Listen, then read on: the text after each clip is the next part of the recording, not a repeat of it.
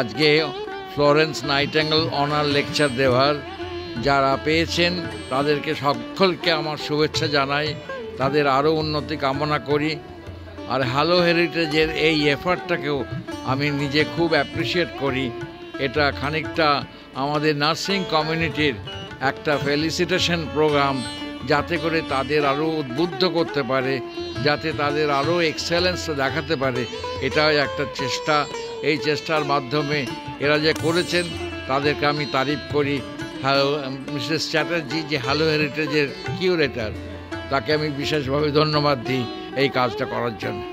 কৃষ্টির পক্ষ থেকে আয়োজন করা হয়েছে ফ্লোরেন্স নাইটিঙ্গেল অনার। হ্যাঁ, এটা এক অর্থে হয়তো অভিনব, এটা মনে হতেই পারে। তার কারণ হচ্ছে যে মেডিকেল ফিল্ডে দীর্ঘদিন হ্যালো হেরিটেজ কাজ করছে, কালচারাল এবং হেরিটেজের আঙিনায় হ্যালো হেরিটেজের চলাফেরা, ঠিক সেইখানে ফ্লোরেন্স নাইটিঙ্গেল এই নামটি উঠে আসে। এবং দেখা যায় যে যদি আমরা যে মেডিকেল সিস্টেম নিয়ে কথা বলি, নার্সেসরা হচ্ছে main backbone of the medical system. তাহলে সেই নার্সরা যারা নীরবে কাজ করে চলেছেন এবং সবসময় পর্দার আড়ালে থাকেন, তাদেরকে যদি আমরা একটু সম্মান জানাই তাহলে ক্ষতিটা কী? এবং এই অগস্ট মাস ফ্লোরেন্স নাইটিঙ্গেলকে মে মাস এবং অগস্ট মাসে ভীষণভাবে স্মরণ করা হয়।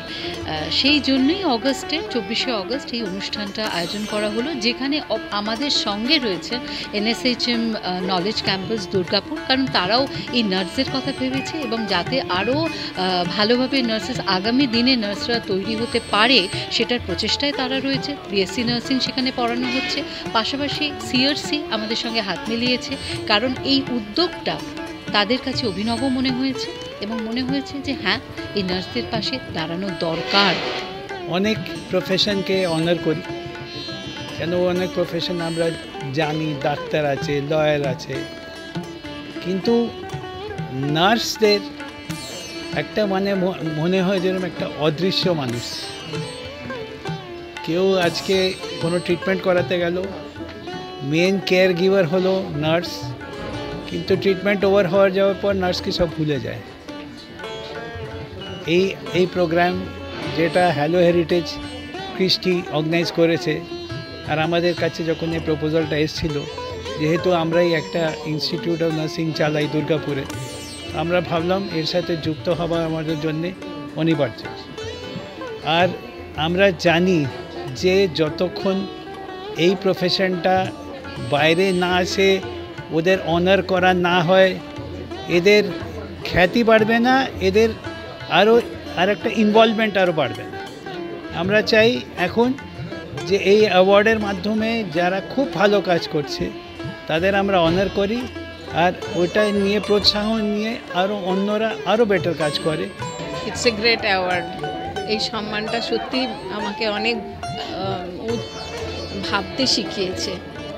অ্যাকচুয়ালি আমি বুঝতেই পারিনি যে my work would be recognised so high, and this particular organisation hello heritage, they have done wonders.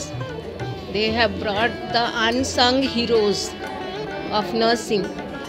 ওনারা যাদেরকে রেকগনিশন এতদিন দেওয়া হয়নি, তাদেরকে ওনারা ফোরফ্রন্টে নিয়ে আসছেন। For that I am very happy, and this award has made me feel very high about myself and my profession. I and my profession both got benefited.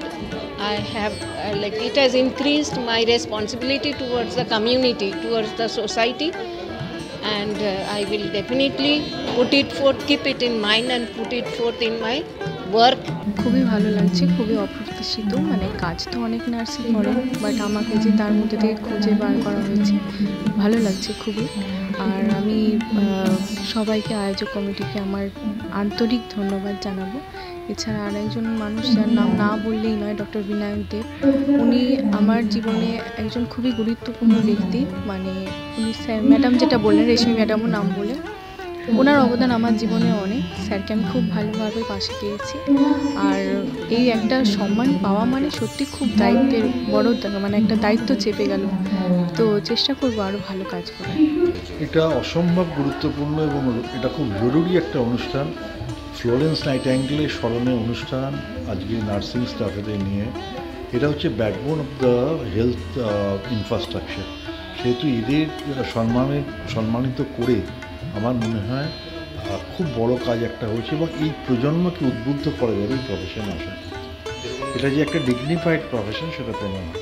100 জনের মধ্যে যদি একজন যারা নলেজেবল হয়, যদি স্কিল থাকে এবং তারা যদি প্রপারলি কমিউনিকেট করতে পারে, সেখানে রিকগনিশন আসে। হ্যাঁ, অবভিয়াসলি এটা একটা থাকে যে যখন দেখা হয় যে একটা কাজে আমরা কোথাও হসপিটালে আমরা কাজ করে আমরা বলি যে হ্যাঁ ডক্টর তো প্রেসক্রাইব করে চলে গেছে, আমরা সেগুলোকে ফলো করছি, বাট এটা তো বুঝতে হবে যে এটা একটা টিম ওয়ার্ক।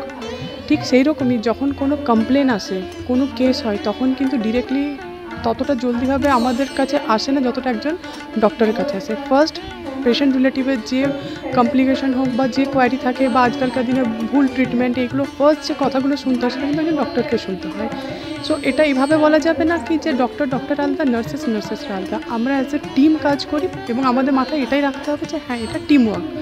আর সেই সময় দিন পেরিয়ে গেছে যে যখন সম্মান দেওয়া হয় না, রেসপেক্ট করা হয় না যেটা, আর মানুষ যখন কাজ করবে, এখন প্রত্যেকেই শিক্ষিত এবং জানে যে যখন আমাদের সম্মান পেতে গেলে আমাদেরকে সেই জায়গাটা দাঁড়াতে হবে এবং সেটার জন্য আমাদেরকে নলেজেবল হতে হবে অ্যান্ড স্কিলফুল হতে হবে। সো আমার মনে হয় যে ইয়েস, এখন চেঞ্জ হয়েছে। ক্যামেরায় চিরঞ্জিতের সঙ্গে দেবপমের রিপোর্ট, এস নিউজ।